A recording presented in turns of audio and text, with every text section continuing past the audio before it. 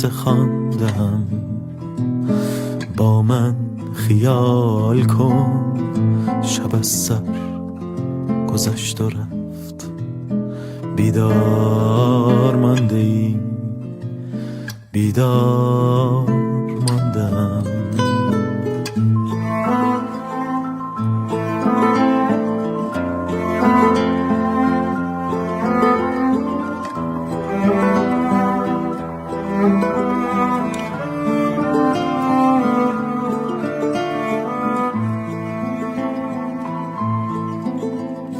در انزوای کوچه یکی ساز میزند با من خیال کن که به آواز رفته ای با من خیال کن که به پلهای اصفهان با من خیال کن که به شیراز رفته ای با من خیال کن که به گیلان خانت سبز و کبود و سرخ جنگل دمیده است در کوچه های سرد و پریشان این دیار دستی به دست یار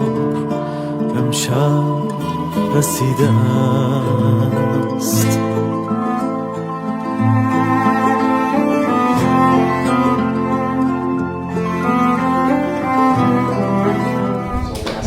Merci d'être là, aussi nombreux. Donc, nous vous accueillons dans le cadre de la 8e édition de la quinzaine culturelle iranienne organisée par l'association Strassiran. Voilà, donc je souhaitais tout d'abord remercier notre illustre professeur Nassiri, qui nous fait l'honneur et le plaisir aujourd'hui de lui présenter son œuvre. Donc, Monsieur Nassiri, vous êtes professeur des universités et directeur surtout du département d'études persanes de l'Université de Strasbourg. Et vous êtes spécialiste de l'Iran, de l'histoire de l'Iran en particulier, de la période du XVIe au XXe siècle. La rencontre sera modérée par Philippe Rochard, et qui est maître de conférence aussi à l'Université de Strasbourg et ancien directeur de l'IFRI. Voilà, je vous prie s'il vous plaît de bien vouloir vous installer. Et pendant que Sylvie va nous... Tu préfères ce côté ou l'autre? Comme tu le sens. Je me mets ici. Depuis 15 ans, l'association Strassiran... Depuis 15 ans, l'association Strassiran œuvre au dialogue interculturel dans un cadre de gestion et de gouvernance collégiale.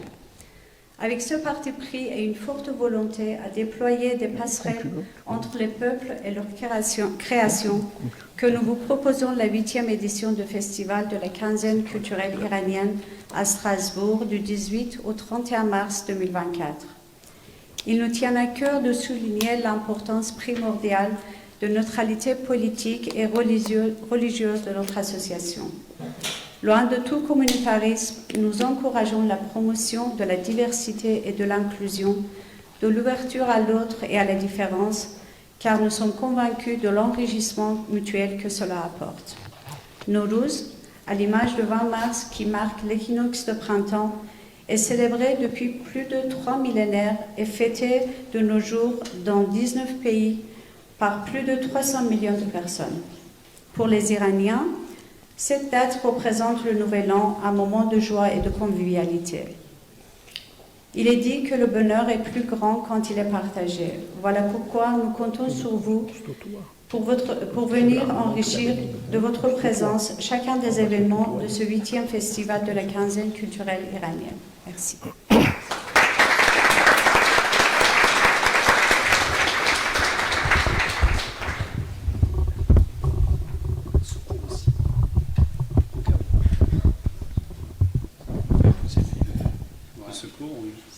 On ne craint plus rien. On est bien équipés. Eh bien, mesdames, mesdemoiselles, messieurs, je suis très heureux de pouvoir aussi vous accueillir ici et de pouvoir présenter mon ami, collègue, camarade dans nos études persanes. Je vais reprendre un petit peu la présentation du professeur Nassili avant d'introduire ensuite directement l'ouvrage. Vous avez dit en effet que le professeur Nassili est professeur et directeur du département d'études persanes à l'Université de Strasbourg. Il est aussi membre, et je tenais à le préciser, de l'équipe de recherche du GEO, groupe d'études orientales, slaves et néo-helléniques, qui est dédié à l'étude des aires culturelles de Méditerranée orientale, de la Russie, ainsi que du Proche et du Moyen-Orient. Alors, on se tutoie. Tu es historien de formation, diplômé de l'Université de Téhéran, tu achèves ton doctorat à l'INALCO, en langue et civilisation orientale à l'Université Paris 3 Sorbonne en 2002, et ta thèse s'intitule « Les missions archéologiques françaises et la question des antiquités en Perse de 1884 à 1914 ».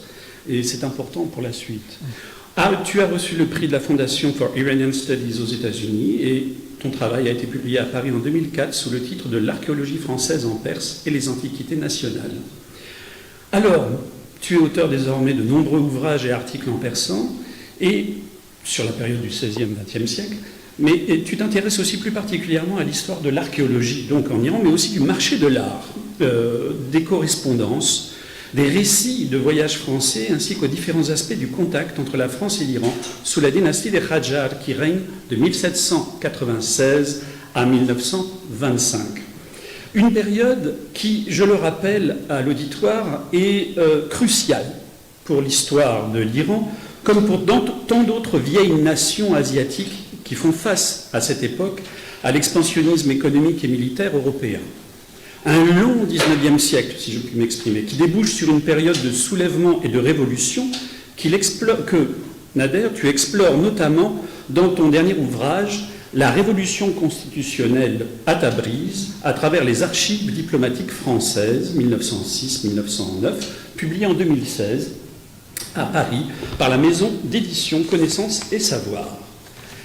Et justement, ce sont des prémices de cette époque tumultueuse dont il va être question aujourd'hui, grâce à la présentation de l'ouvrage qui nous réunit et qui s'intitule, un ouvrage bilingue, une pièce de théâtre, qui s'intitule « La cour de Téhéran où ne réveillez pas le chat qui dort ».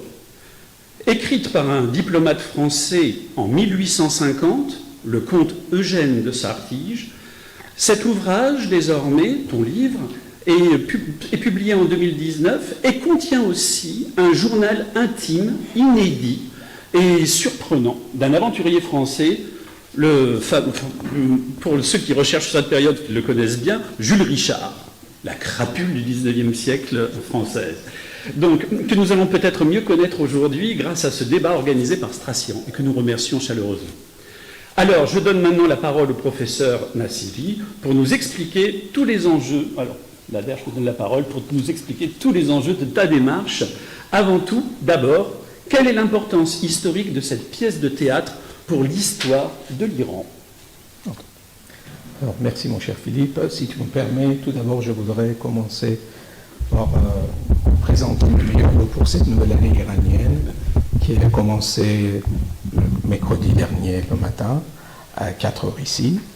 Je voudrais aussi remercier Strassiran pour avoir organisé cette séance de débat qui me donne l'occasion de parler avec vous de mon livre sur les Qajars, le livre qui est sorti pratiquement 3 mois avant le premier confinement du mois de mars 2020. Et c'est pour cette raison que je n'ai pas eu l'occasion d'en parler avec la communauté iranienne ici présente et également des amis francophones qui sont intéressés par l'Iran. Entre-temps, il y a eu un article dans le Bokhara, revue persane universitaire en Iran, et également à l'université de Strasbourg, il y a eu un article, mais je n'ai pas eu l'occasion d'en parler avec vous de vive voix. Je voudrais aussi te remercier d'avoir accepté d'animer ce débat, parce que c'est un honneur pour moi, je te le dis. Tu utilises comme matière pour un de tes cours ce livre, c'est un bonheur, et maintenant ta présence également. Oh, oui. Alors, Pour répondre à ta question, quelle est l'importance de ce livre au point de vue d'histoire, je peux dire que il y a 2 points très importants dans ce livre pour les historiens. Le premier point concerne en fait la révolution constitutionnelle en Iran. En fait, l'Iran a une longue et riche histoire au niveau civilisation, c'est 7000 ans de civilisation. Au niveau de l'histoire politique, le premier État date de la période antique, 7e et 8e siècle avant Jésus-Christ, 728 les Mèdes, et nous avons l'histoire monarchique à travers l'histoire de l'Iran jusqu'à la République islamique, c'est-à-dire 1979. Durant cette longue période de son histoire, l'Iran a vécu 2 révolutions. La première révolution, qui commence en fait avec un mouvement, qui est un mouvement constitutionnaliste, ça date de 1905. Les gens vont venir dans la rue et demander au roi le Parlement. Et finalement, le roi Mozaffar ad-Din Shah cède en 1906, il accorde le Parlement. Rapidement, on prépare la Constitution. Comme le roi est mourant, on calque sur Constitution belge, française, etc. On cherche des premiers textes, on traduit et on prépare la loi fondamentale ou la Constitution. Et le roi signe 1 semaine avant sa mort, dans un état de l'agonie. Pratiquement, on prend la main et il signe. Le prince héritier, son fils Mohammad Ali Mirza, devenu roi à partir de janvier 1907, tantôt il respecte la constitution accordée, tantôt il cherche à mettre des bâtons dans les roues parce qu'il voulait absolument régner comme son grand-père Nasser ad-Din Shah, comme son arrière-grand-père, etc., etc. Donc, au bout d'1 an et demi, il parvient à bombarder avec des tirs, des canons, le Parlement et ainsi à mettre fin à ce Parlement. Comment il a réussi, à part le coup militaire, c'est qu'entre-temps, entre les révolutionnaires, les constitutionnalistes, il y a eu fragmentation. Et parmi ces gens, il y avait un grand religieux, ayatollah, Cheikh Fazlullah Nouri, qui était au départ avec les constitutionnalistes, mais qui s'est rendu compte que si c'est le Parlement qui doit désormais prendre des décisions, voter des lois, qu'est-ce qu'on fait avec le charia? Donc il a dit, constitution, d'accord, mais constitution islamique. Mashrouté, mashroué. Et le roi a profité de ça comme prétexte, je bombarde ce majlis, ce Parlement, parce que c'est contre l'islam. Donc, au bout d'1 an et demi, il parvient, et ça commence dans l'histoire de l'Iran, petit despotisme, qui va durer à peu près 13 mois. Et c'est Tabriz, dans le nord-ouest de l'Iran, chef-lieu d'Azerbaïdjan, qui va tenir le bout, de résister devant le roi, l'armée royale, et qui va finalement, qui vont renverser le roi. Le roi va abdiquer en faveur de son fils âgé de 11 ans et demi, devenu le prochain roi Ahmad Shah. Et le grand ayatollah, qui était contre la constitution et qui était pour la constitution islamique et finalement en quelque sorte royaliste, ça sera le premier ayatollah pendu par un tribunal révolutionnaire. Alors, ça c'est 1906-1909.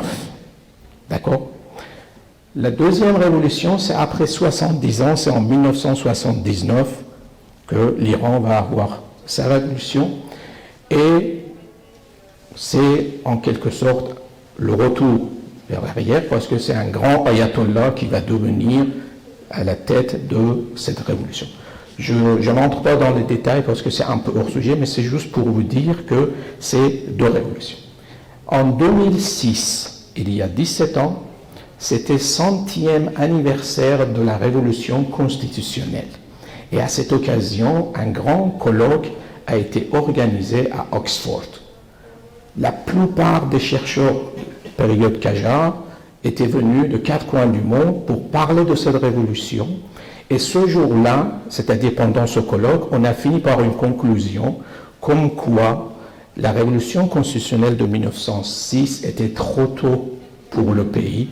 Les Iraniens ne comprenaient pas qu'est-ce que veut dire la liberté d'expression. Parce qu'ils ont pensé à l'époque que liberté d'expression, c'est d'écrire dans des journaux des insultes avec des connotations sexuelles contre la reine mère, contre le roi, etc., etc. Donc, c'était trop tôt pour l'Iran. 100 ans après, c'était cette conclusion. Et des gens comme Mashallah Arjudani, dans son livre Mashouté et Irani, il parle de ça. Et il y en a beaucoup de chercheurs iraniens étrangers qui disent ça. Et ce jour-là, j'étais présent à Oxford et j'ai dit, chers collègues, après 100 ans, vous êtes arrivés à cette conclusion. On a vu le résultat et vous êtes arrivés à cette conclusion. Vous vous rendez compte qu'un diplomate français, 60 ans avant l'arrivée de la révolution constitutionnelle en Iran, c'est-à-dire en 1850, ce diplomate français écrit une pièce de théâtre satirique, et à travers cette pièce de théâtre, dans un passage, c'est un dialogue entre un prince Qajar et l'envoyé occidental qui est lui-même. En fait, c'est un dialogue, et à travers ce dialogue, le prince Qajar qui dit « Nous comptons faire une sorte de coup d'État contre le premier ministre Haj Mirza Abbasi pour le renverser, parce que le roi est mourant, Mohammad Shah, qui est 3e roi Qajar, pour mettre au pouvoir son fils Nasruddin, et nous comptons de donner une constitution à l'Iran. 1850 dans cette pièce de théâtre. Et l'envoyé occidental, c'est-à-dire l'auteur, le diplomate, il s'éclate de rire. Il dit, mais pourquoi vous riez? Il dit, parce que vous pouvez dire tout ce que vous voulez de mes constitutions. Il dit, non. C'est l'Iranien qui dit, le prince maintenant, pas une constitution comme vous avez en France, en Europe. Je suis désolé pour le terme, il le dit, nous sommes trop bêtes pour cette constitution. Ça va être une constitution irano-franco-britannique.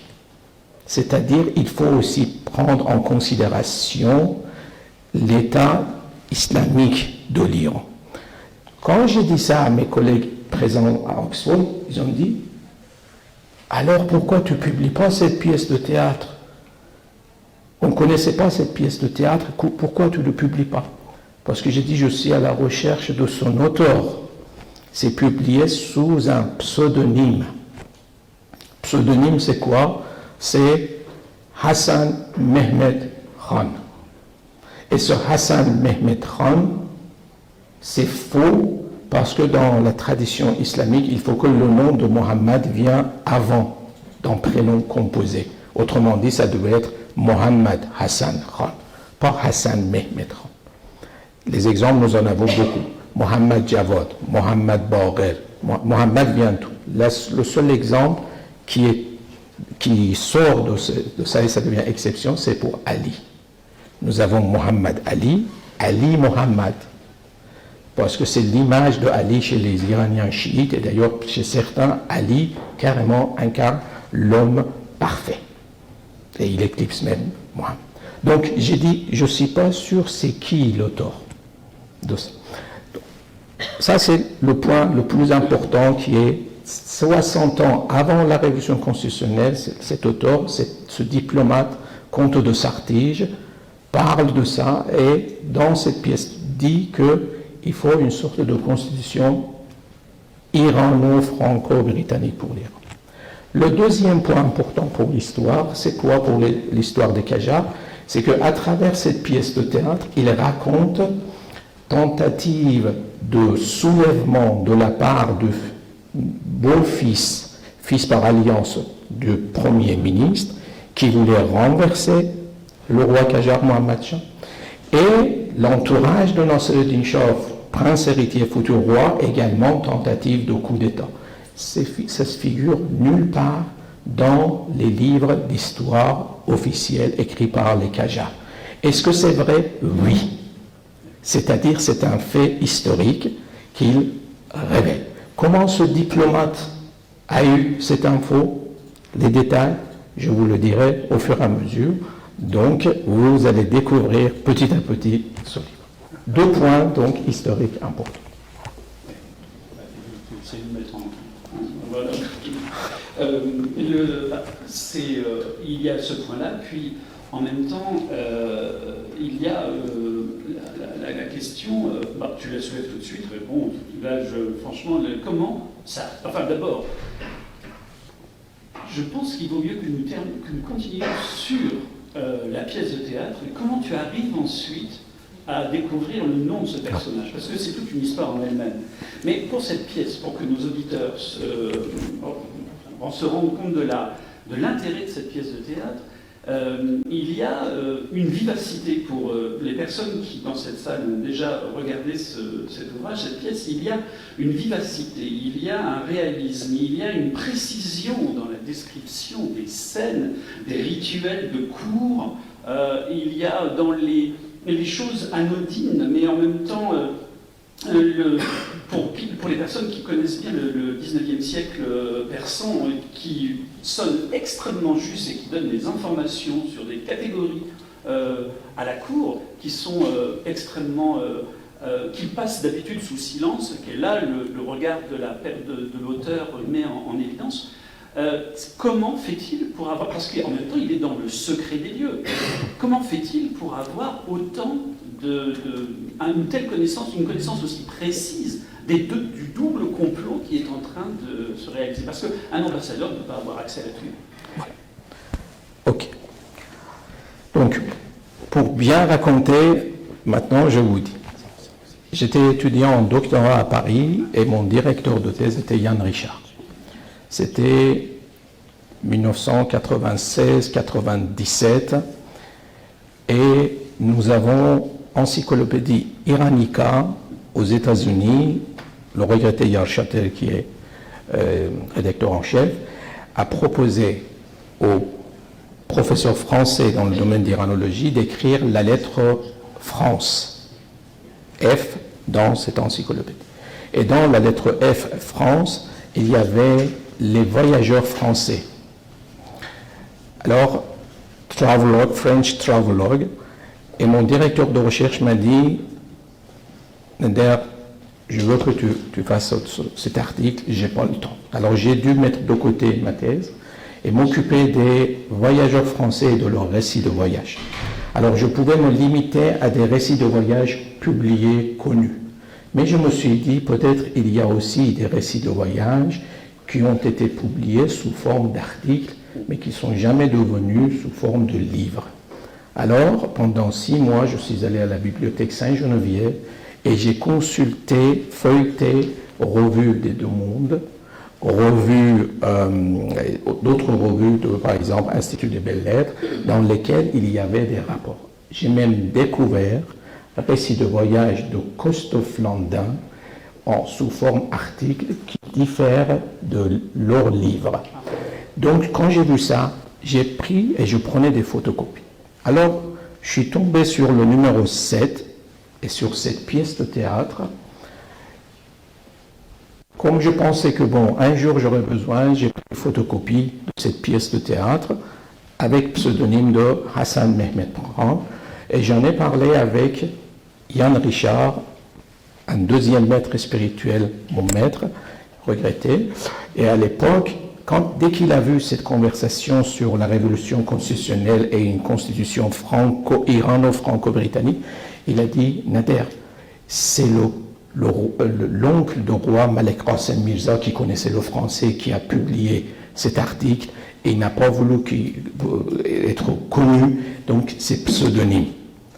Et il a même, Shahriar Ad a écrit dans son article que Nassiri vient de découvrir cette pièce de théâtre qu'on va attribuer pour le moment à Malek Qasim Mirza. Mais nous n'avons pas trouvé des preuves. Il faut trouver des preuves. j'ai continué à réfléchir là-dessus et j'ai vu qu'il y a des ressemblances dans le texte de manuscrit quand il décrit la maison du Premier ministre Haji Mirza Orsi, aussi avec les fragments de journal intime d'aventurier français Jules Richard, il y a des mots qui correspondent. À ce moment-là, je me suis dit, ça peut être Jules Richard qui a publié, parce que c'est le premier Français qui est aventurier, qui va en Iran dans la première moitié du 19e siècle pour faire fortune. Il connaît rudiments en médecine, il parle anglais, français, italien, espagnol, il connaît, mais pas un mot persan. Et il arrive à Téhéran et il va être accueilli, reçu par une compatriote, une Française que, à peu près 20 ans auparavant, était venue en Iran par le lien de mariage. Cette Française d'origine orléanaise, en fait, fabriquait des fleurs artificielles. Et le roi Mohammad Shah avait envoyé un Iranien artiste de Shiraz, Haji Abbas, pour apprendre à fabriquer des fleurs artificielles parce que les femmes du harem voulaient en avoir toutes. Et ça coûtait cher et il a dit on envoie quelqu'un pour apprendre à fabriquer et comme ça il va venir. Alors Haji Abbas vient, il passe 6 mois de sa vie à Paris et finalement il voit qu'il ne peut pas apprendre comment ça marche. Alors il va envoyer une lettre pour dire que je n'ai pas pu apprendre. Par contre, j'ai vu une jeune dame française qui est capable de faire très bien, est-ce que vous m'autorisez pour l'embaucher comme agent fonctionnaire de gouvernement et je l'amène avec moi. On lui dit oui. Donc, avec un salaire de 8 000 francs par an. Pour vous donner une idée de francs et tomans à l'époque, un toman c'était égal 10 francs. Un toman, 10 francs. Toman était 10 fois plus fort que franc. Maintenant, vous pouvez calculer 8 000 francs, ça devenait combien de tomans comme salaire et qui était très, si vous voulez, pour l'époque. Alors, elle va accompagner Haji Abbas et sur le chemin, Haji Abbas remarque qu'à part fabrication des fleurs artificielles, elle fait bien la cuisine, elle danse et beaucoup d'autres talents cachés. Et Haji Abbas lui dit, écoute, si tu deviens mon épouse, tu vas faire fortune avec moi, etc. Donc sur le chemin vers l'Iran, elle se convertit, elle devient Madame Haji Abbas et elle va apprendre rapidement le persan avec Haji Abbas qui va mourir quelques années plus tard à Shiraz. Et elle, au lieu de rester à Shiraz, elle vient à la cour, à Téhéran, et elle devient une amie très, très intime de la reine-mère Mahdi Oulia, qui est capable de gérer, gouverner pendant 2 mois après la mort du roi pour préparer le terrain pour son fils qui était à Tabriz, qui devait venir. Vous voyez, c'est quelle dame. Et Madame Haji Abbas Golsaz, la Française d'Orléans, elle était avec elle. Et c'est elle qui lui explique à Comte de Sartige, qui lui donne tout ce qui se passe dans la cour, c'est-à-dire ces tentatives de soulèvement et également ces tentatives de coup d'État. C'était elle, donc. C'est elle l'atout. C'est elle l'atout. D'accord. Mais alors, il y a dans le livre, quand je le lisais, il y a donc tu réponds à ma question parce qu'en effet, alors ça, c'est donc mesdames, messieurs, ce qu'il y a de merveilleux dans cette pièce, c'est qu'il y a une scène justement où l'auteur signale, c'est lorsque les épouses du roi se précipitent aux pieds du souverain pour lui demander de ne pas prendre un médicament qui va être donné par un médecin français de peur qu'il soit empoisonné. Or, il refuse de décrire une scène en disant « je n'ai pas assisté à cette scène, je refuse de vous faire croire que je puisse la décrire, mais je sais, par un témoin, une dame, etc. » Et donc, c'est elle alors. C'est elle. Ah, d'accord. Et donc, la description est extrêmement précise. Pour tout ce qui est analyse du protocole, pour tout ce qui est analyse de la mise en scène du pouvoir, Et le pouvoir des femmes aussi, qui est important, puisque la cour fuit devant les femmes lorsqu'elles pénètrent et qu'elles rentrent, qu'elles brisent le Haroun, qu'elles sont en train de rentrer directement dans la cour, et où les hommes sont obligés de fuir la pièce en vitesse parce que les épouses du roi arrivent. Donc, il y a une dimension anthropologique extrêmement forte que nous avions remarqué dans des colloques sur les vendettas et sur les lois de la vendetta en Corse, sur la puissance des larmes des femmes. Lorsque les larmes coulent, l'homme doit accepter et doit capituler. Et ça, sinon, il y a ce point-là. Et justement, cette arme-là permet de renverser une étiquette qui n'est pas du tout à leur avantage, nous le savons bien évidemment.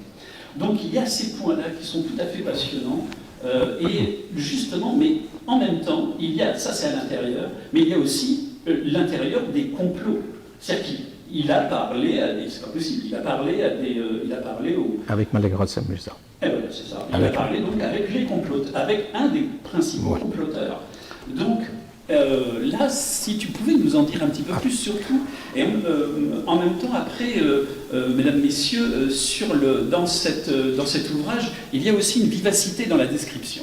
Il y a une vivacité dans la description, une richesse au niveau sur un ton badin français du 19e, on a une analyse de caractère magnifique. Et après, je voudrais, s'il te plaît, que tu nous parles justement de tout ce travail, comment tu as fait pour le rendre, parce que tu l'as traduit en persan. Oui. C'est en français, il faut faire une analyse critique, et après, il faut le retraduire en persan. Et ça, j'aimerais bien que tu nous en parles, parce que... Alors, quand j'ai fait photocopie de cette pièce de théâtre, et j'en ai parlé avec Shahriar Al-Had, il a, dans un premier temps, déduit que ça devait être Malek Mirza, et nous n'avons pas pu trouver des preuves. Et étant donné la ressemblance qui était dans des passages avec Journal intime de Jules Richard, dont je viens vous parler, je me suis dit, c'est Jules Richard, et je suis allé voir Shahriar Al-Had pour lui dire, regarde ce passage, c'est Jules Richard, ce n'est pas Malek Mirza, je suis désolé. Il a dit, d'accord, dans ce cas, publie-le.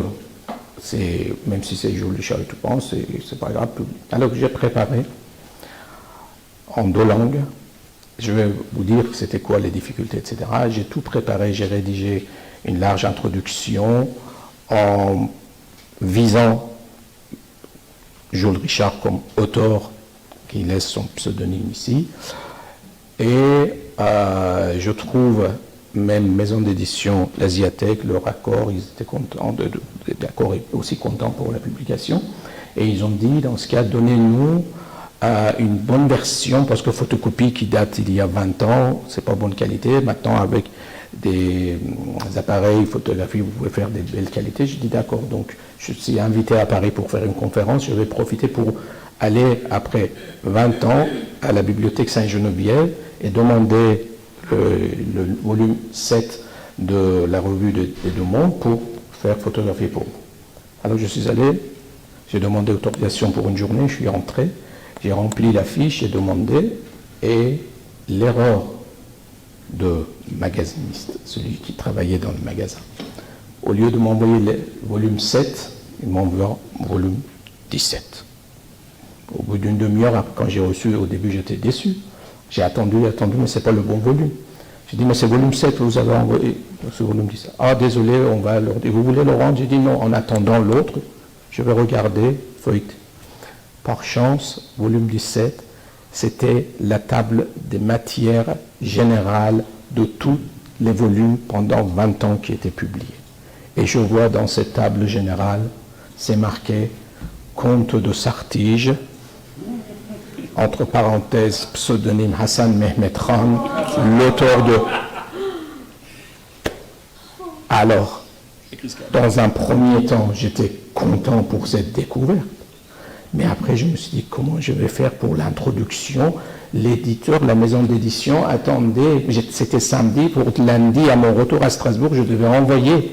Mais qu'est-ce que je vais faire? Donc, je leur ai écrit, je les appelais en disant que c'est ça, c'est une découverte, ça change tout. Donc, stand-by, je vais écrire une nouvelle introduction. Et maintenant, avec cette découverte, que c'est Comte de Sartige, je devais voir c'est qui ce Comte de Sartige qui est diplomate, qui s'est lancé dans la rédaction d'une pièce de théâtre, n'est-ce pas? Est-ce qu'il y a des descendants? Et comme j'ai la main verte, j'ai cherché dans la page blanche, troisième numéro de téléphone avec le nom de Sartige, je tombe sur arrière-arrière-petit-fils. Dit effectivement, c'est mon arrière-arrière-grand-père, et j'ai toutes les informations si vous voulez, mais je ne savais pas qu'il avait écrit une pièce de théâtre. Vous nous apprenez des choses, donc mutuellement, on échange des informations. Il m'envoie la photo, il m'envoie des détails sur sa vie, etc., etc. Et je fais une large introduction, je raconte ses péripéties et comment j'ai eu cette découverte. Et je regrettais que Shahriar al-Ad n'était plus dans ce monde pour lui expliquer. Quelques mois auparavant, il était décédé. Et donc, je raconte tout, mais après, je me suis dit, qu'est-ce que je fais avec Jules Richard et avec cette ressemblance qui est bizarre? Dans ce cas, je mets Jules Richard et son journal intime. Pourquoi? Parce que dans le journal intime de Jules Richard, nous avons une information de première main, la plus ancienne au sujet de l'assassinat du fameux Premier ministre Amir Kabir. Alors, pour vous donner, parce que vous me suivez, vous n'êtes pas historien Qajar, je vais faire 5 minutes de l'histoire Qajar pour comprendre c'est quoi. Attention. La dynastie Qajar prend le pouvoir, en fait, avec le fondateur qui était, dans son enfance, castré, Mohammad Khan, 1796. Comme il n'a pas héritier mâle, c'est son neveu, Khan Baba Khan, qui devient Fath Ali Shah, le roi victorieux, qui le succède et qui va régner 37 ans, de 97 à 34, 1834. D'accord, 1797 à 1834. Pendant ces 37 ans, l'Iran va subir en fait 2 défaites primordiales face aux Russes, et on va perdre beaucoup de terres dans le nord-ouest de l'Iran, 17 villes dans le nord-ouest de l'Iran. Donc, quand on dit règne de Fath Ali Shah égale défaite et perte de territoire. Le Caucase tout en Le Caucase tout en. Et le fils de Fath Ali Shah, en fait, mais ça fait partie encore de mes recherches, comment on fixe ces nouvelles frontières? C'est avec 2 traités, d'abord Golestan, puis Turkmenchai, 1828, qui est le plus important. Mais dans ce traité de Turkmenchai, on met une clause comme quoi le prince héritier qui est en train de signer Abbas Mirza est le roi légitime, ainsi que ses descendants. Autrement dit, c'est la Russie qui l'a donné pendant les 100 années à venir. Pendant un siècle, la légitimité indirectement au roi qui vient d'une dynastie tribale. Dans la tribu, c'est les gens âgés qui sont plus importants que des gens jeunes. Donc c'est pourquoi le roi suivant, Abbas Mirza qui signe, il va mourir même avant son père, quelque temps après. Fath Ali Shah mort après lui, et dans ce cas, il fallait, d'après la tradition Qajar, aller chercher quelqu'un plus expérimenté. La Russie intervient en disant que il y a traité de Turkmenchai, Abbas Mirza est mort, c'est son fils maintenant, Mohammad Mirza, qui doit devenir Mohammad Shah. C'est comme ça que la Russie va donner la légitimité pendant 100 ans. Et ça a en quelque sorte la sécurité à l'Iran. Parce que quand le roi est mort, il n'y a pas le chaos. On sait c'est qui le successeur. D'accord? Donc, comme on dit en persan, le vin vous fait perdre la tête, mais aussi ça vous fait oublier les chagrins. Il faut aussi dire côté positif. Côté positif de Turkmenchai, c'est ça. 100 ans de stabilité. Pas de guerre civile. Alors, Mohammad Mirza devient Mohammad Shah. Il est souffrant, toute la famille Qajar, la plupart ont des problèmes des reins. Okay? Il est souffrant aussi, mais comme les gens sont maîtres spirituels, tuteur qui va gérer et qui va devenir premier ministre influent. Il s'appelait Haji Mirza Arasi, un derviche qui est devenu premier ministre. Et lui, il pensait à une chose. L'agriculture, c'est pour l'Iran la clé de réussite, donc il faut restaurer les khanats. Dont vous avez vu le film hier, c'est lui qui dit qu'il faut restaurer les khanats, et pour lui, N'importe quel Européen de n'importe quelle nationalité sur le sol iranien était là pour propager le christianisme. Donc il avait un regard négatif. Et c'est à ce moment-là que Jules Richard arrive. Mais Jules Richard, il va lui montrer qu'il a beaucoup de talent. Un des talents, c'est quoi? Le tsar de la Russie, la reine d'Angleterre, avait offert à son nouveau roi l'appareil de daguerreotype, première génération de photographie. Mais on ne savait pas comment ça fonctionne.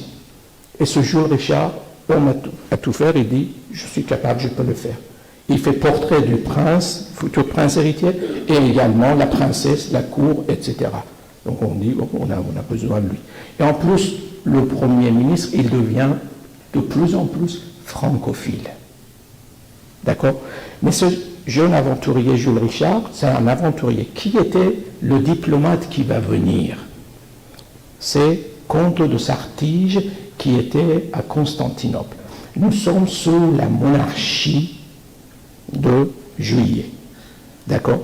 Donc, gouvernement de la monarchie française qui envoie de Constantinople Sartige en Iran, et il vient et le Premier ministre lui dit, vous êtes venu comme simple envoyé, nous sommes d'accord pour signer un accord commercial avec la France à condition que vous deveniez ministre plénipotentiaire. Autrement dit, la France doit monter le grade, l'échelle de nos relations avec nous. Nous voulons la légation de l'ambassade et l'ambassadeur permanent, ministre de France à Téhéran. Et il dit, mais je suis venu juste pour une mission. Il dit, ne vous inquiétez pas, restez ici. Il envoie quelqu'un à Paris pour demander que le gouvernement de la monarchie de Juillet accepte. Et Guizot, qui est ministre des Affaires étrangères, finalement, il cède, il dit, d'accord, nous devons garder des bonnes relations avec l'Iran, donc il accepte.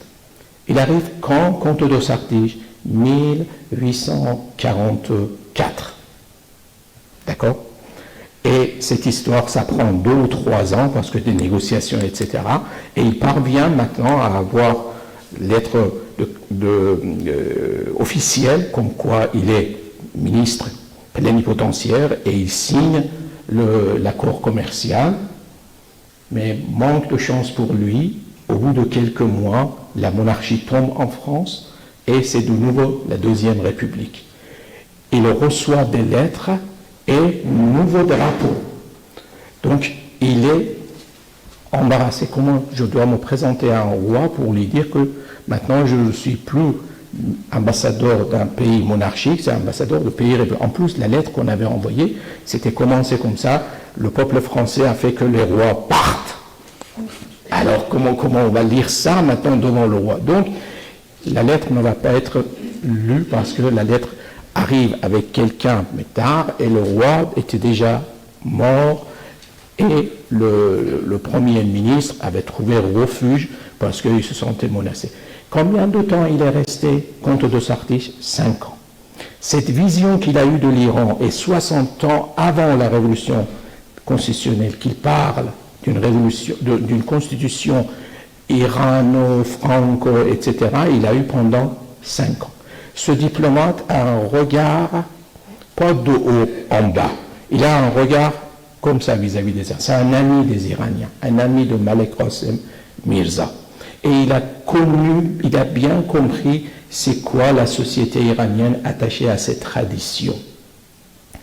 D'accord? Donc, ça, tout ça, ça se passe dans cette ambiance. Donc, du coup, je me suis dit, ok, j'ai découvert c'est qui l'auteur, je le publie, mais Jules Richard aussi, c'est important. Et maintenant, le roi est mort, la reine-mère, Mahdaoulia, amie de Orléanaise française, Madame Hadji Abbas, elle tient le palais pendant 2 mois pour que son fils arrive de Tabriz, parce que là-bas c'était principauté, le prince devait aller, le prince héritier, en province pour apprendre à devenir le roi. Et souvent c'est en Azerbaïdjan, à Tabriz. Donc elle gère l'État pendant 2 mois pour que le prince arrive. Le prince arrive avec qui? Lui aussi avec son tuteur, Amir Khalil, qui va devenir fameux futur Premier ministre. Mais la reine-mère n'apprécie pas le tuteur est devenu Premier ministre. La reine-mère, comme il vient de dire, va couler les larmes, pleurer devant son fils, en disant que j'ai fait des mauvais rêves. J'ai vu que c'est lui qui va te tuer. Il faut absolument que... Et le fils qui dit, maman, qu'est-ce que tu racontes? J'ai confiance en lui. D'ailleurs, pour lui montrer que j'ai confiance en lui, je vais lui donner la main de ma seule sœur que j'ai. Donc, il va devenir gendre de la famille. Gendre de la famille. Et il épouse aussi la sœur du roi, Amilcabir. Malgré cela, la belle-mère va jusqu'au bout pour que le fils, le roi, signe l'arrêt de mort du mari de sa fille. Elle veut voir sa fille veuve que Amilcabir au pouvoir.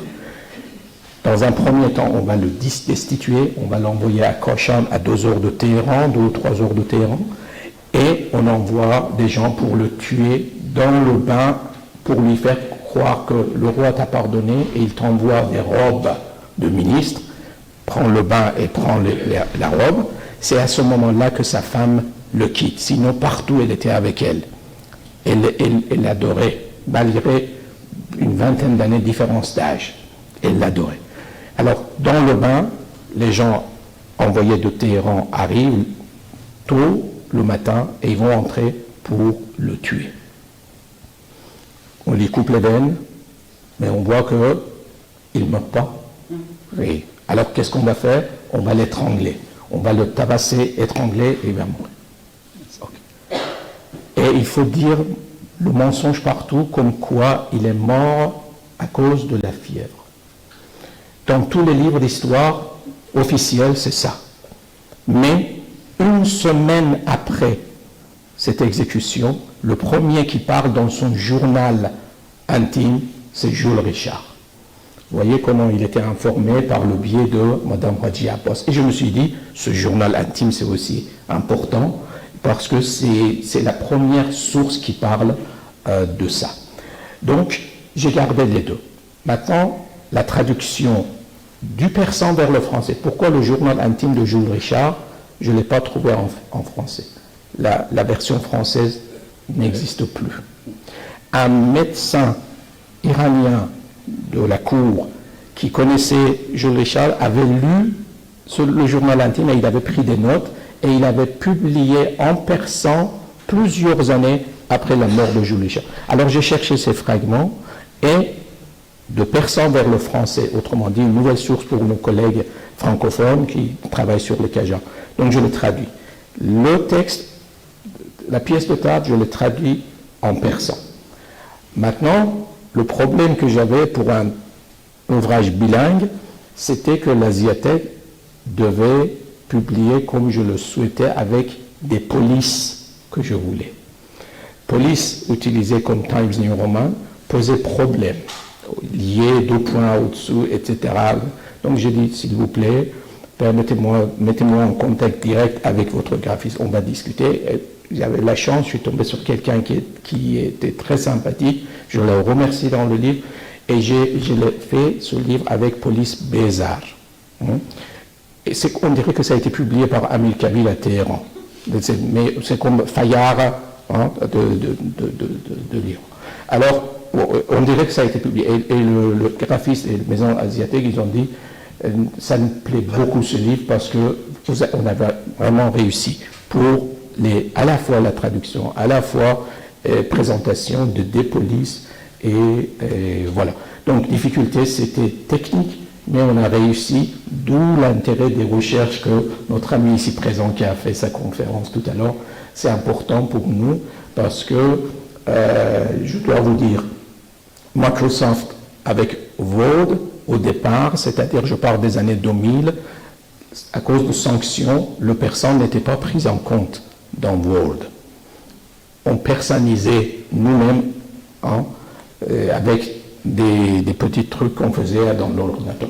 C'est récent, on va dire une dizaine d'années que Microsoft a accepté, et maintenant le persan, on peut le taper, voilà. Mais néanmoins, pour certaines lettres, ça pose problème, mais toujours on trouve des solutions. Et on a trouvé solution, et je l'ai publié. Le arrière-petit-fils de Comte de Sartige, il était le premier à m'avoir félicité en disant que nous avons découvert notre arrière-arrière-grand-père sur un aspect qu'on ne connaissait pas.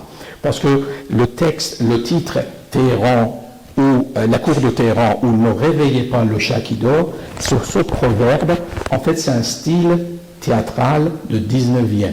Autrement dit, ce diplomate était à la fois un diplomate averti, mais également un homme de lettres et qui connaissait le goût de l'époque dans le domaine du théâtre. C'est pourquoi il choisit ce titre et ce proverbe. Et pour la famille, Comte de Sarthe était, si vous voulez, une découverte. Et pour moi, la découverte était double, immense, parce que j'ai failli faire une erreur, attribuer cet ouvrage à Jules Richard et commettre une erreur. Maintenant, l'erreur n'existe plus. Et mesdames, au passage, dans le. Je dis qu'il y avait une idée dans ce que tu as dit, je voulais en parler, mais l'idée m'a échappé.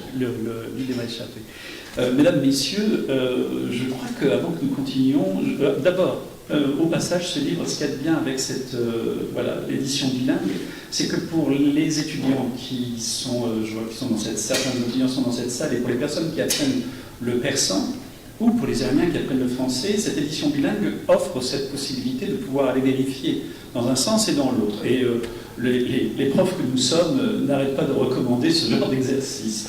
Donc ça, c'est important et c'est quelque chose d'extrêmement utile. Et c'est en cela que aussi tu as produit un bel ouvrage aussi que nous pouvons utiliser pour nos étudiants dans le département.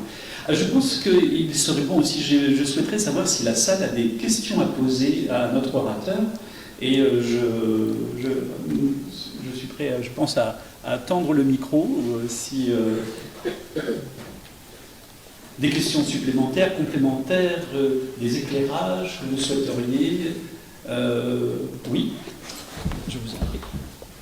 Aucune question simple. Le nombre approximatif des Français qui ont vécu durant le 19e siècle à Téhéran, des commerçants, des diplomates, est-ce qu'on compte 3, 4 maintenant, contrairement au nombre ici. Mais en général, il y avait combien à peu près pour comprendre la présence française? Très bonne question. En fait, pour vous donner le chiffre exact, c'est impossible. Mais il faut savoir que les archives diplomatiques françaises se trouvent en grande partie, avant c'était à Paris, maintenant c'est à la Courneuve, et il y a aussi des archives à Nantes. Quelles sont les différences? Toutes les dépêches envoyées de Paris vers les destinations des ambassades, y compris Téhéran ou consulat Tabriz, Boucher, etc., ou dans le monde entier quand il y a des ambassades, toutes les dépêches envoyées, il y a la copie à la Courneuve, c'est-à-dire sur place, on garde la copie.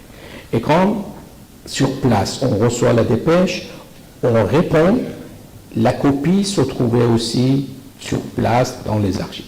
Donc les archives de l'ambassade se trouvent à Nantes.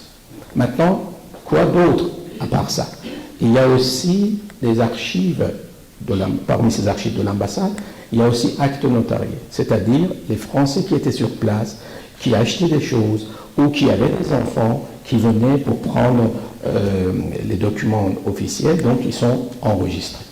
Pour pouvoir répondre à votre question, il faut faire carrément une enquête, aller consulter, feuilleter, prendre de notes et de compter, de dire approximativement. Mais encore, ce n'est pas tout à fait clair.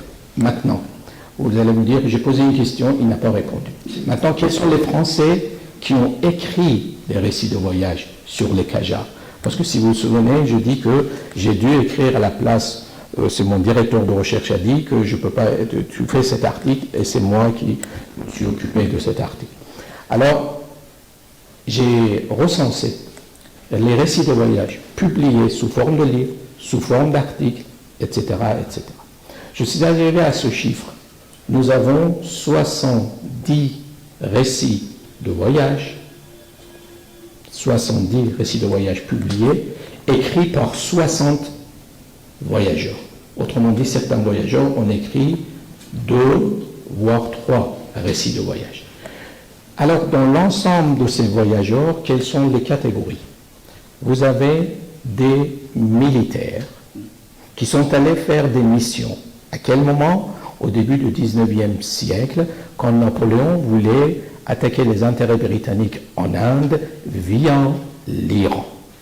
Alors, il y a 26 militaires français à leur tête à cette délégation, c'est le général Gardan, qui vont en Iran pour étudier village par village le chemin, pour voir quel chemin est mieux adapté pour attaquer l'Inde via l'Iran. Donc ce sont des rapports sur les détails des villages, géographiques, etc., souvent publiés dans les résumés de belles lettres, que je les ai trouvés comme des rapports.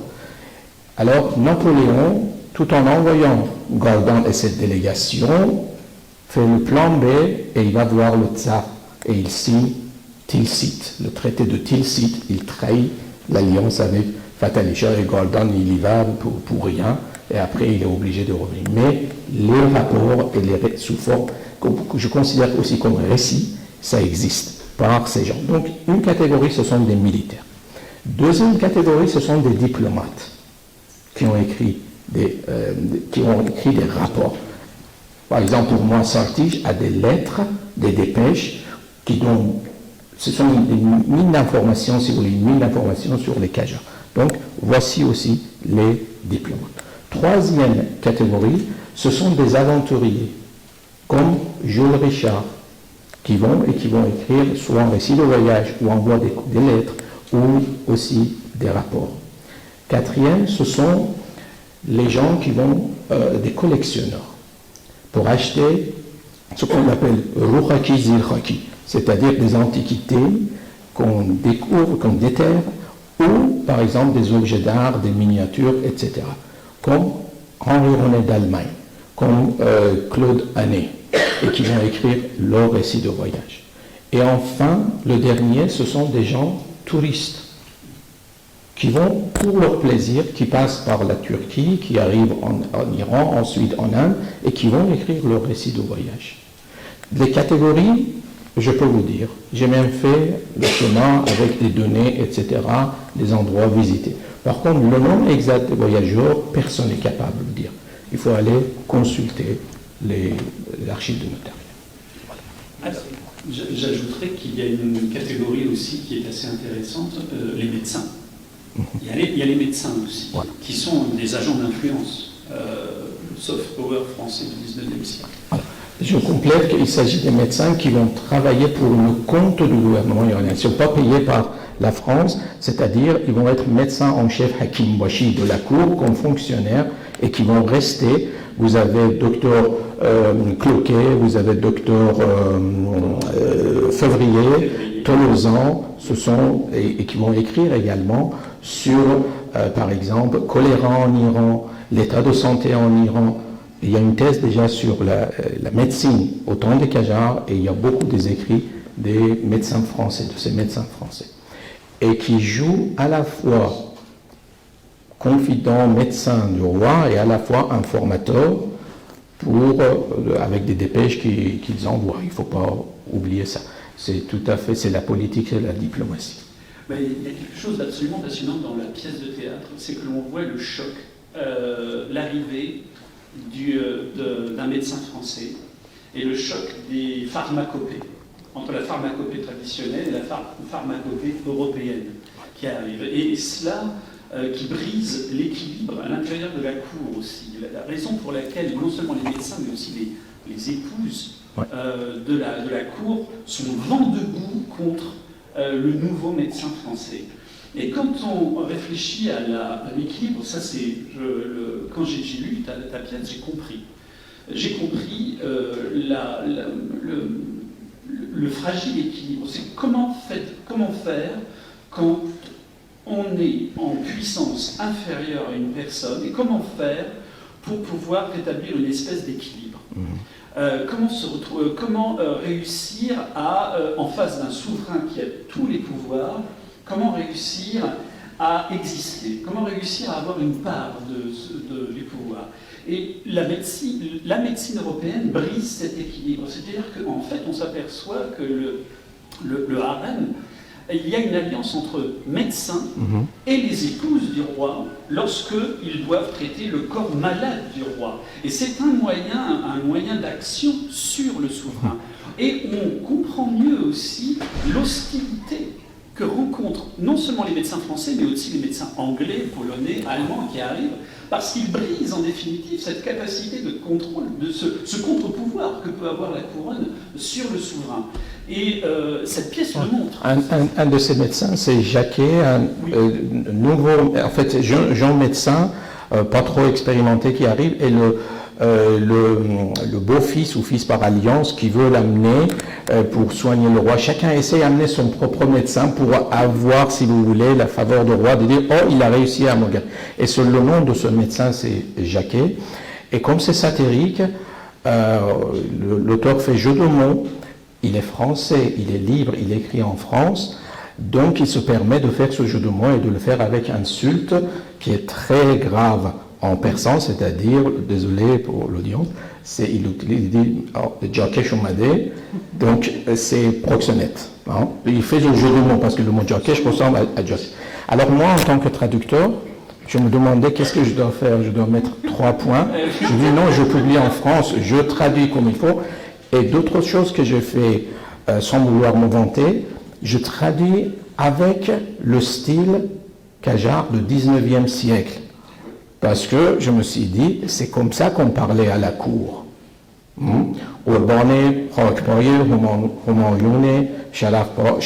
Etc. Donc j'ai utilisé ce genre de terme qui est style pompeux, mais il faut connaître à qui il faut dire Navabe au 7 ans, Giti 7 ans, parce qu'il faut connaître un prince qu'il faut dire. Entre parenthèses, on fait en Iran des séries historiques. Et dans le dialogue, quand je ris, je me dis, il n'a pas compris qu'il s'adresse à un simple seigneur, au lieu de lui dire son excellence, il dit sa majesté. Hein? Au lieu de dire Rourban, tout simplement un Rourban, il dit Rourban et Khokbaï Jawara Soyat Shabab. Mais quoi Khokbaï Jawara Soyat? C'est Sanjal Khan. Le type, il est juste gouverneur local. Donc il faut aussi. Et pour ça, je veux dire que je suis fier d'avoir pris cette décision de le faire avec style Qajar, 19e siècle, le persan. Pour Jules Richard, c'est-à-dire le journal intime, il écrit pour lui. Donc je devais le faire en français normal, ce que j'ai fait. Vous voyez? Donc c'était ce switch d'une langue à l'autre et respecter le temps de cette langue à l'autre. Voilà, et ça fait partie aussi des points positifs. Et les étudiants, on en parle souvent, on montre comme des exemples, etc. On les torture. Voilà. Une autre question? Ancien torturé. Non. Oui. Il y a oui. Ah, pardon, excusez-moi.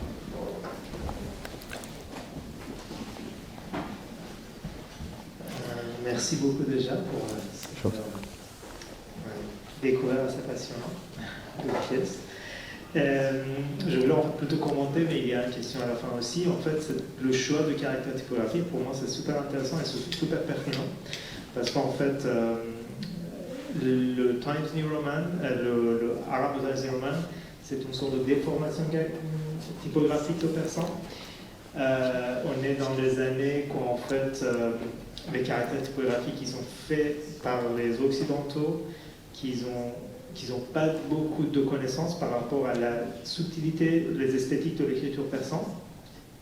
Et dans les Roman, c'est une numérisation d'un caractère qui s'appelle arabe simplifié, qui était créé par Monotype pour que ça soit adapté pour les claviers qui ont des nombres, des touches assez limitées.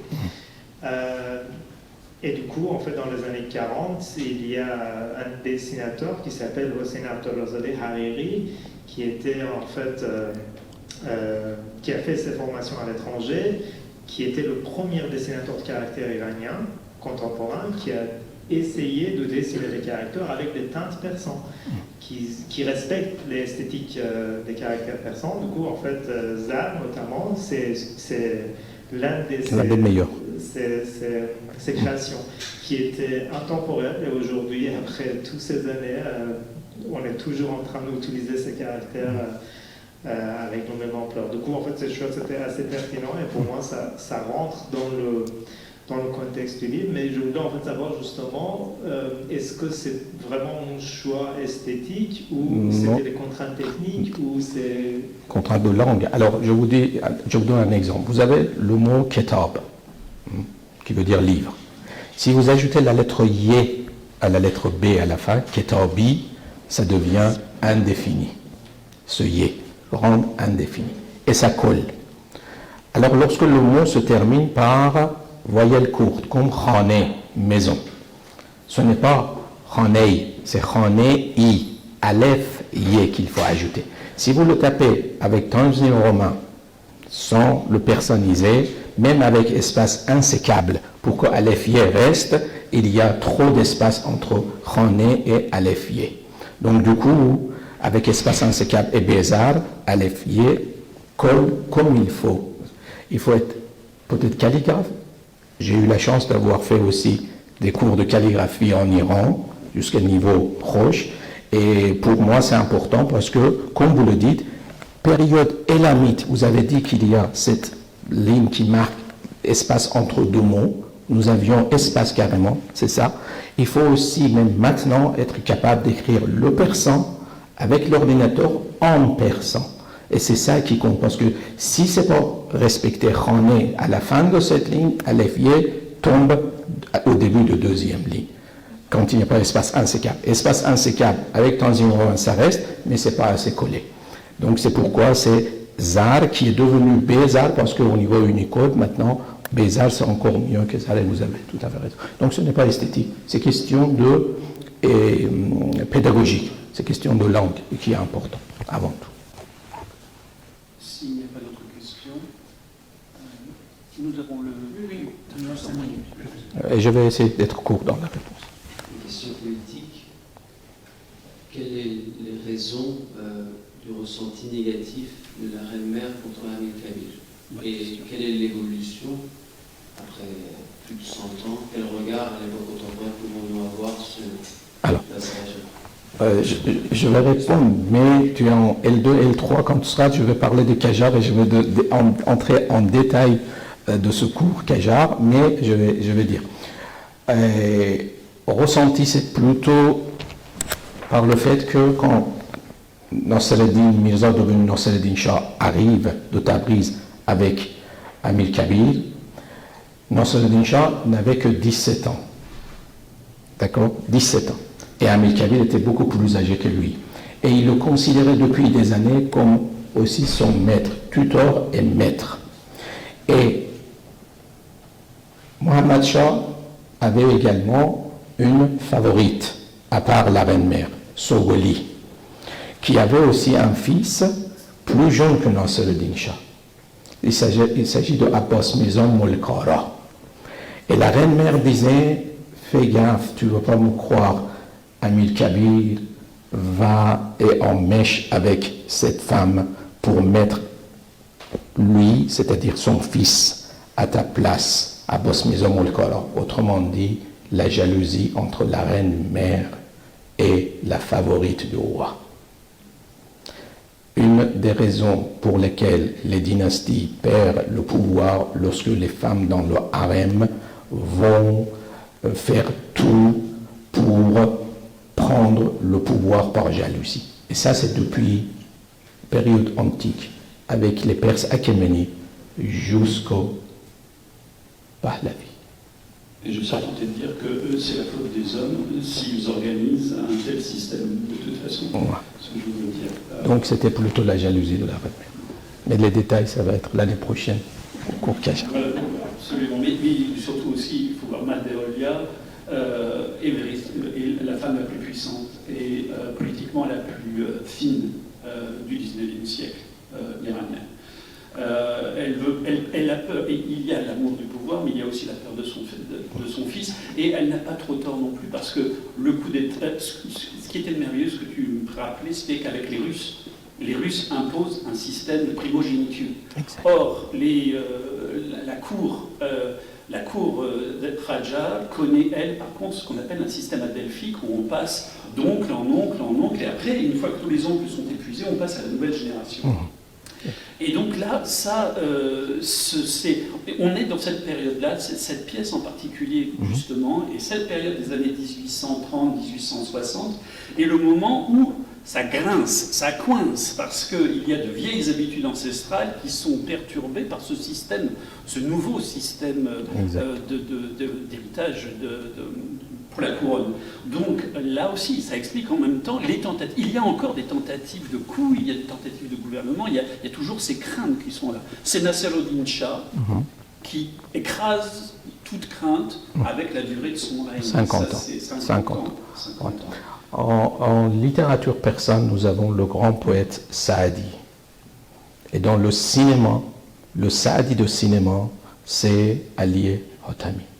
Et Ali Khatami a fait le film sur Nasser-ud-Din Shah, que vous pouvez voir sur YouTube, Sultan et Saré Paran, sous-titré en français. Et vous allez voir cet épisode de l'assassinat de Amir Kabir et tout dans ce film. Je vous invite vivement de voir ce film, et surtout au niveau de dialogue. D'accord? Que Dieu ait son âme. Je profite de cette occasion pour également mentionner son nom maintenant. Et si tu permets, je dis merci encore une fois pour votre attention et votre présence. Merci.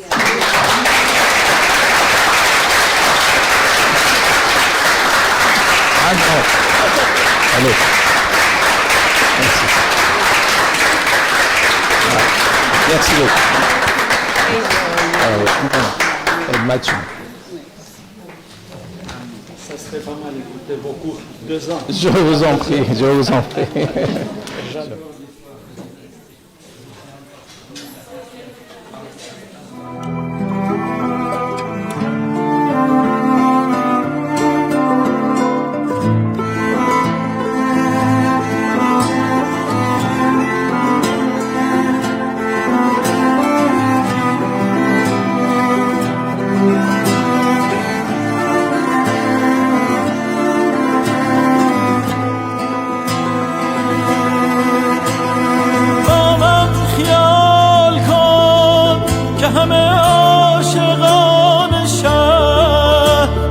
دستی به جام باده و دستی به زلف یار تا صبح سر خوش از آواز کولیان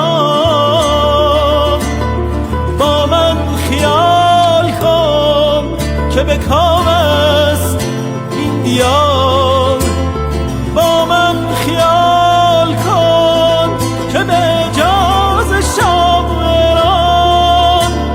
شبها به سر رسید طوفان نشست و رفت در کوچه های شهر صدای نازلی سربهار با من خیال کن زمستان شکست و رفت لا لا لا لا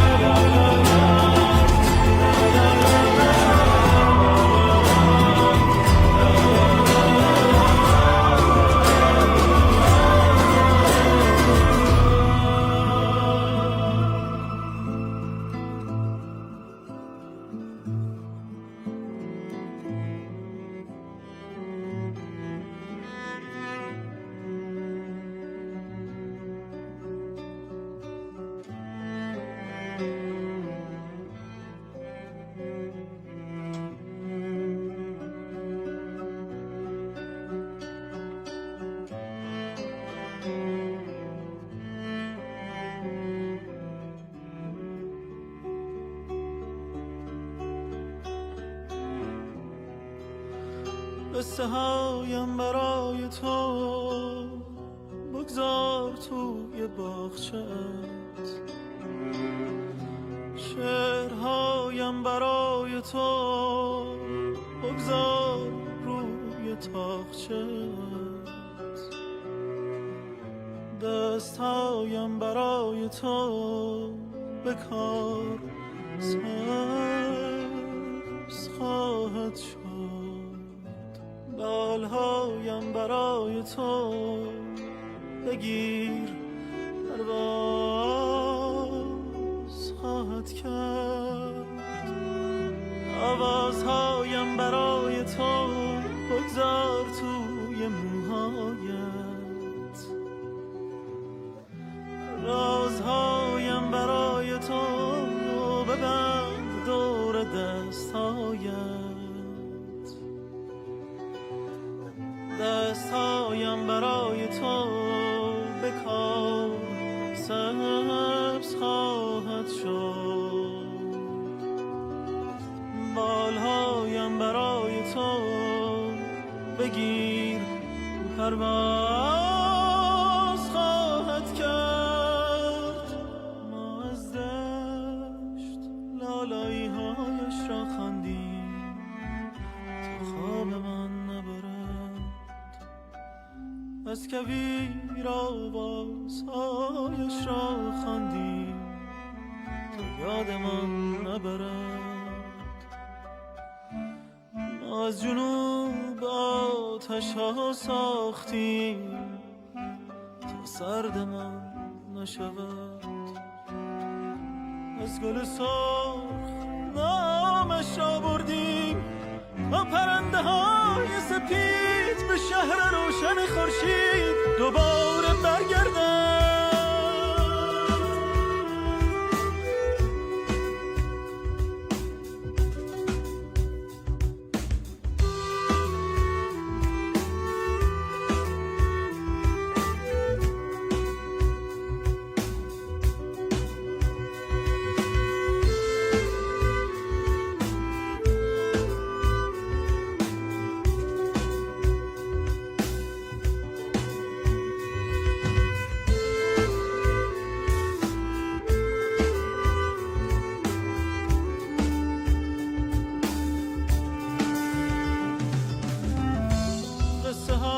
برای تو بگذار توی باغچه‌ات،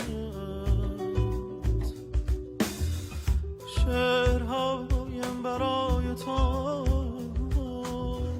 بگذار روی تاقچه‌ات، اشکهایم برای تو بخند رام خواهد شد، شوقهایم برای تو بگیر آرام خواهد شد. ما از شهر سیب‌هایش را چیدیم تا صبح سر برسد، از کوچه کبوترهایش را دیدیم تا شب پر بکشد. ما از شب آوازها ساختیم تا ترسمان بریزد، از سفر یادش را بردیم تا پرنده های سفید به شهر نیلی آرام دوباره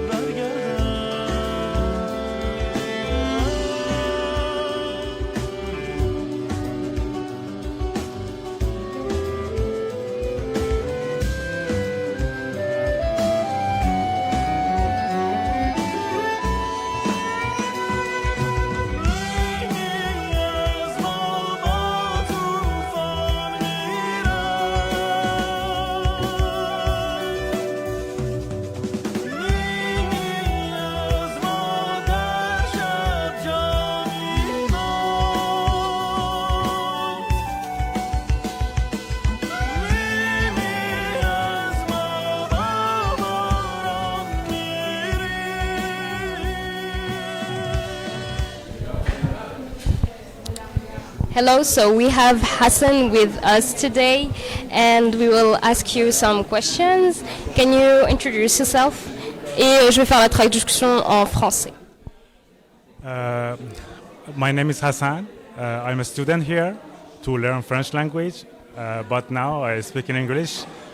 I came here because of the conference of Professor Nassiri that was about an article that foreseen the political change and foreign intervene in the political system of Iran. Ok, donc Hassan, il étudie le français ici à Strasbourg. Okay. Et il est là pour la conférence de Nader Nassiri. Donc il a parlé de l'aspect politique. Tu viens to discover politic things in these books? It is interesting for me because we have always seen political intervention in the political sphere of Iran. So this article is a prediction of such intervention from foreign powers into Iranian political system. Can you say it in Persian? بله. سلام. من به کنفرانس دکتر نصیری اومدم اینجا در کتابخانه کلبر به خاطر اینکه موضوع کنفرانس در مورد مقاله‌ای بود که یک دیپلمات فرانسوی سالها پیش از تغییرات سیاسی و انقلاب مشروطه در ایران نوشته بود و دکتر نصیری با پژوهش شخصی خودشون تونستن اون مقاله رو پیدا کنن و این مقاله در واقع یک جور تئاتره که پیش بینی میکنه تغییرات سیاسی رو در ایران قبل از وقوع انقلاب مشروطه و فشار و دخالت خارجی رو در سیستم سیاسی ایران. Although I can understand your language, it's a really pretty language. So the question is, did you read the book or not? I'm going to read it because here we had a very beautiful introduction of the piece of theatre of this article. So I'm so interested to read it now. Il a dit qu'il était très intéressé de lire le livre grâce à cette conférence dont il a assisté ce soir. Merci beaucoup, Hassan. Merci. Bonne soirée. Bonne soirée.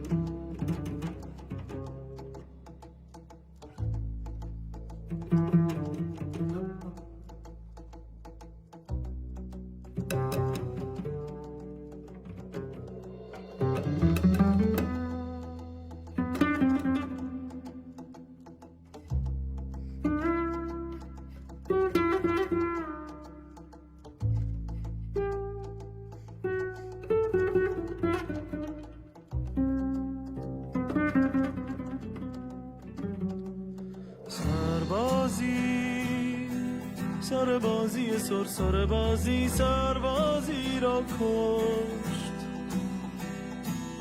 گوسفندی سربازی گرگم به هوا گرگی را خورد دستهایی روی آسفالت خیابان ها جان می دادند بالهایی زیر سایه سرد تفنگی بی جان می‌مرد. Irgendwer hat wohl das Ortseingangsschild vertauscht. Das ist nicht mehr meine Stadt, alles sieht hier so anders aus. Ich erkenne nichts wieder, da drüben zum Beispiel das graue Haus. Das war mal blutrot, doch jetzt tragen sie die Farben aus der Stadt hinaus. Es ist, als ob der Himmel sich um 1-2 Meter verschoben hat. Alles runde ist eckig, jedes Dreieck ein perfektes Quadrat. Und die Menschen sind seltsam verformt, sie tragen Lautsprecher statt ihrer Ohren. Und während sie reden, fallen die Wörter aus dem Himmel ihren Hals hinab.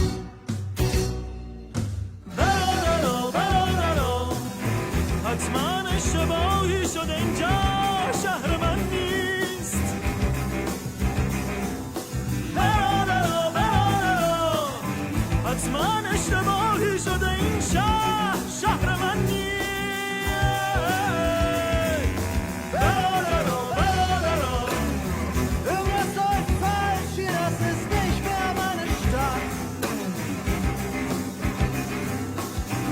je me suis dit, bon, bah, j'y vais. Vous allez donc participer à d'autres événements durant la quinzaine? Oui. Alors, tous ceux qui sont autour des livres, oui. Il y a plusieurs rencontres littéraires là qui arrivent. Oui, je sais, j'ai vu, tout est noté chez moi. Ah oui. Vous avez regardé sur Facebook ou pas? Non, j'avais trouvé le petit bouquin, impeccable. On remercie nos amis les graphistes qui ont fait cette magnifique brochure. Écoutez, je vais dire, c'est vrai que il y a la photo de départ, elle est magnifique. Ah oui.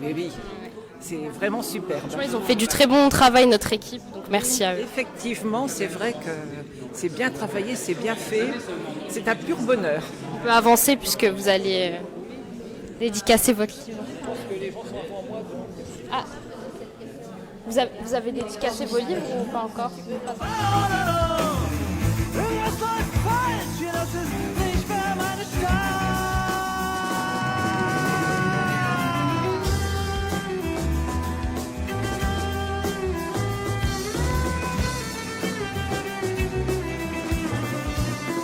Ça fait office d'une interview quoi. Et on a fini. Pardon, ça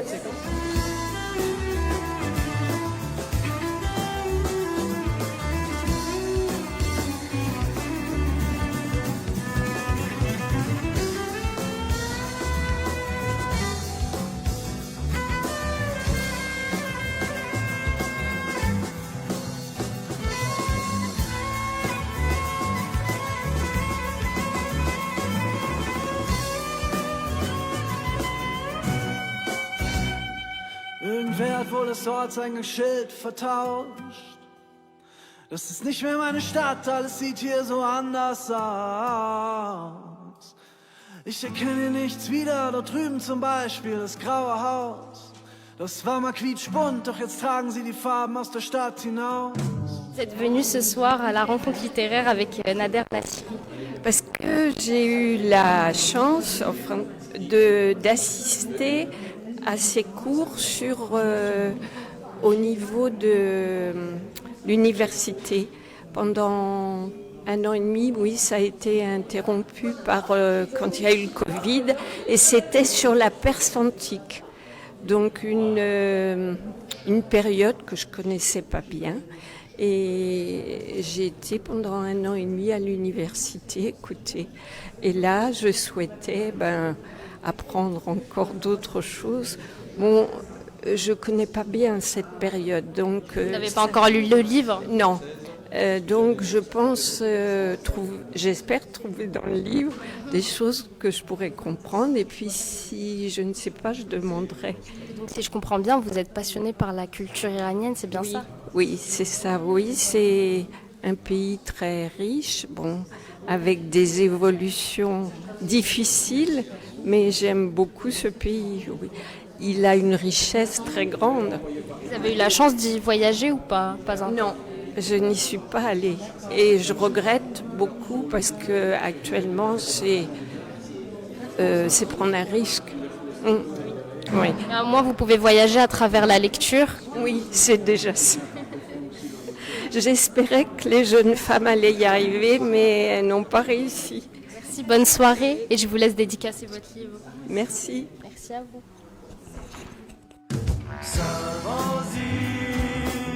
سربازی سرسره بازی سربازی را کشت گوسفندی سربازی گرگم به هوا گرگی را خواست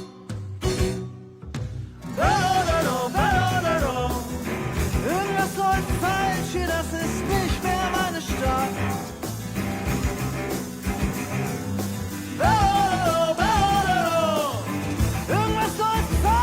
Das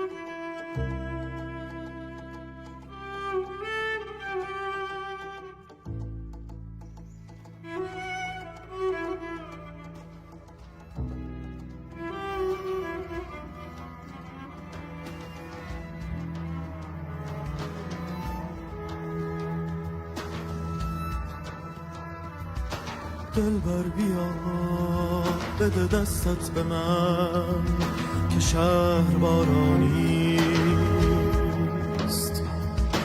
در کوچه ای که جز من و تو هیچ چیز پیدا نیست. ما آخرین سوار خسته از جنگ های سرد،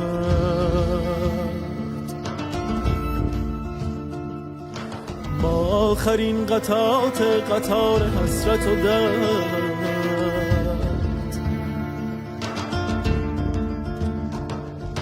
ما ایستگاه آخر راه جنون آزادی، ما زائران نیمه شب بیمناک آبادی، ما شاهدان قصه ای از دشت‌های کبود، ما ساکنان خسته شهرهای بی صدا و سرود.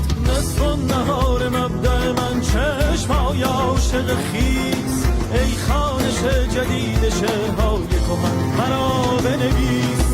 ای هر کجای جهان تو سرزمین مادریم، اردی بهشت نگاهت و چشم‌های آذریم.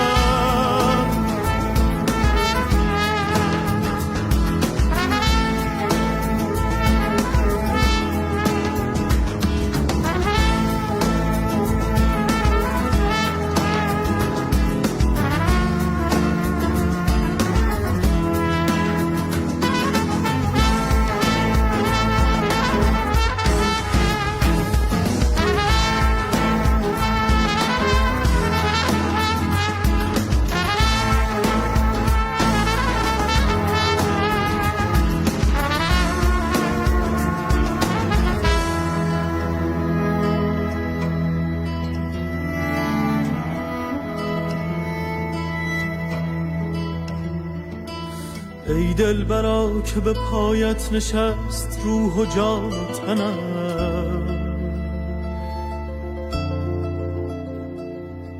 ای دلبرا که شبیهت شده است نقشه وطنم.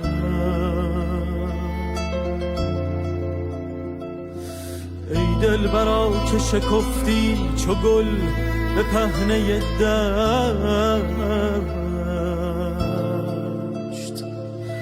با بودنت چه خیال ها که در سرم نگذشت. با بودنت مرا ببرین بار تا به بهار، با بودنت برای شب تار من چراغ بیار. دستم بگیر و ببر تا دورهای دور و سپید، با بودنت برای من از پشت شب سپیده دمید. نصف النهار مبدأ من چشم‌های عاشق خیس، ای خوانش جدید شعرهای کهن مرا بنویس. ای هر کجای جهان تو سرزمین مادریم، اردی بهشت نگاهت و چشم‌های آذریم.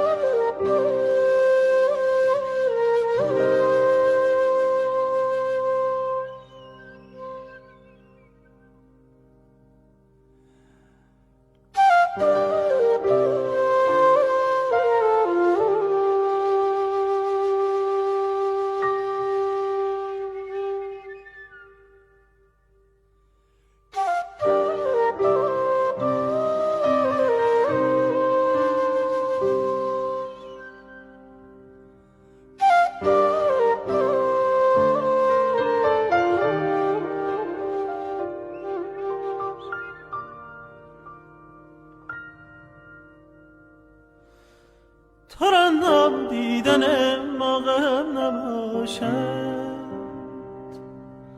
که در خیلت به از ما کم نباشد. من از دست تو در عالم نهم روی، ولیکن چون تو در عالم نباشد.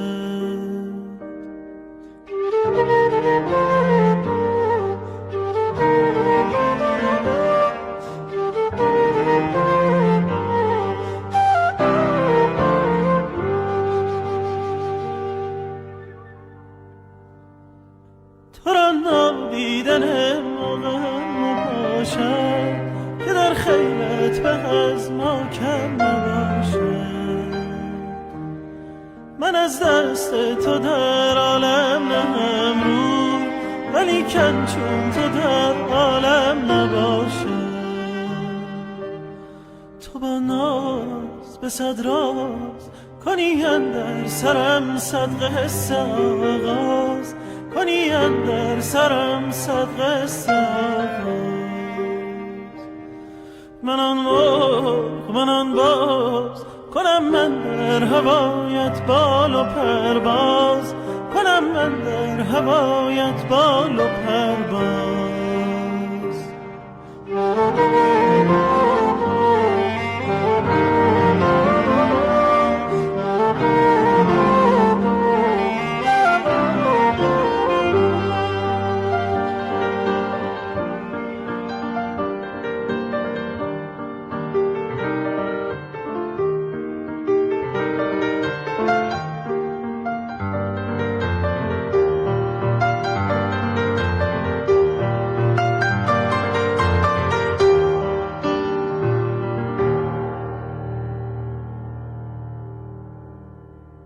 بیا بار سفر مندیم از این دشت، زمستون باز توی این خونه برگشت. بیا تا قصه ها گویم برایت که درون جدایی دیر بگذشت. بیا بار سفر بندیم از این دشت، زمستون باز توی این خونه برگشت. بیا تا قصه ها گویم برایت که درون جدایی دیر بگذشت.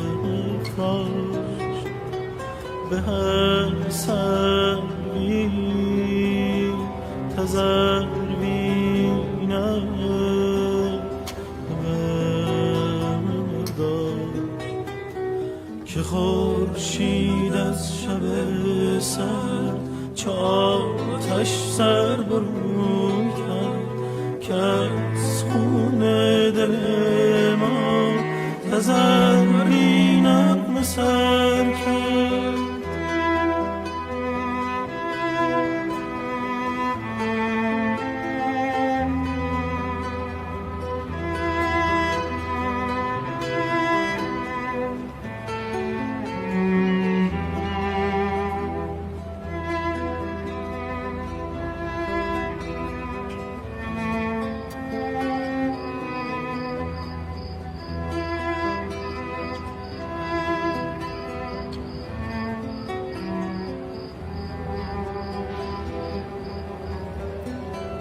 صدای خون در آواز خزند است. دلا این یادگار خون سرد است. دلا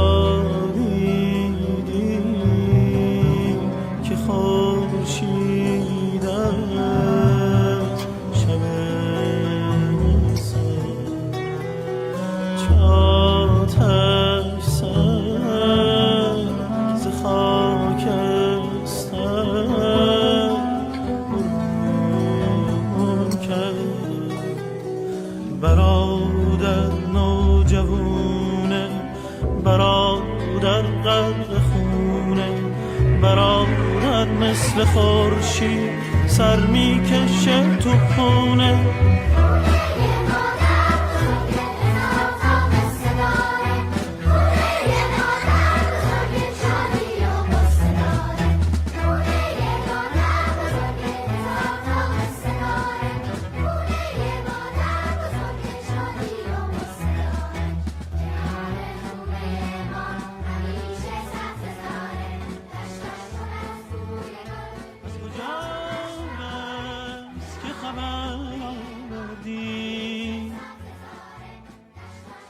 گرد با مادر من بی ثمر میگردی، گرد با مادر من بی ثمر میگردی.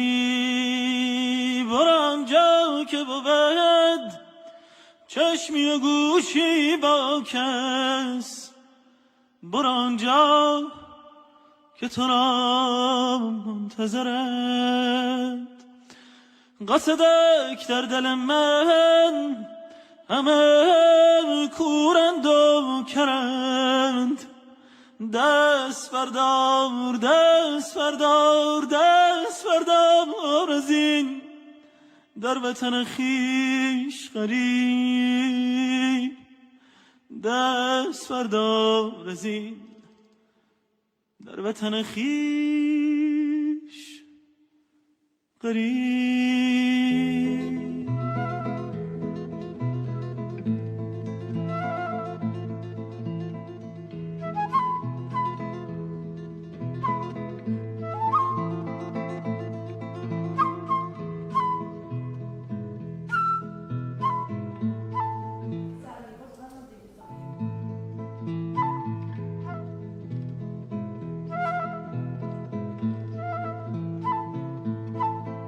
Présenter et nous dire pourquoi est-ce que vous êtes venu ce soir à la rencontre littéraire avec Nader Nassiri. Bonsoir. C'est un ouvrage qui me paraît curieux. Déjà l'édition est assez curieuse de l'Asiathèque, qui est basée souvent sur la rencontre entre deux mondes de traditions, deux mondes littéraires. La chance d'être étudiant au département d'études persan, de mettre plus ou moins d'efforts à l'étude du persan. Et mon professeur, qui était notre hôte aujourd'hui au sein de la librairie Kléber, et grâce à l'association Strassi-Iran, j'ai la chance également d'être bénévole, nous a permis d'avoir une connaissance du 19e siècle, du contexte complexe du 19e siècle en Iran, en Perse, avec le lien à l'Europe, à la culture européenne. Et donc cet ouvrage est à la fois une connaissance analytique par une pièce de théâtre de l'histoire d'une partie de ma famille, de l'État qui est berceau d'une partie de la culture, et puis c'est une manière d'apprendre à traduire ou en tout cas comprendre le persan plus qu'hier. Et vous avez eu la chance de lire cet ouvrage ou pas encore? Alors, pour être tout à fait honnête, je l'avais à la maison, mais je le troque avec une dédicace. Je viens de recevoir un mot très encourageant d'un des individus qui dans cette ville, une des personnes qui est très inspirante sur l'apprentissage. Qui vous poussera à lire l'ouvrage en entier, je suppose. À le lire une fois cet été, oui, après les examens. À le relire pour comprendre certaines choses qui me seraient passées dessus. Et puis le garder comme un souvenir de l'apprentissage de l'autre langue et de la compréhension du monde et ses racines dans notre histoire. Merci beaucoup. On vous souhaite plein de réussite dans vos études. Et comme vous voyez, c'est aussi intéressant les deux faces. Oui, un en perse et un en français. Oui, en farsi et en français. Merci à vous. Merci à vous.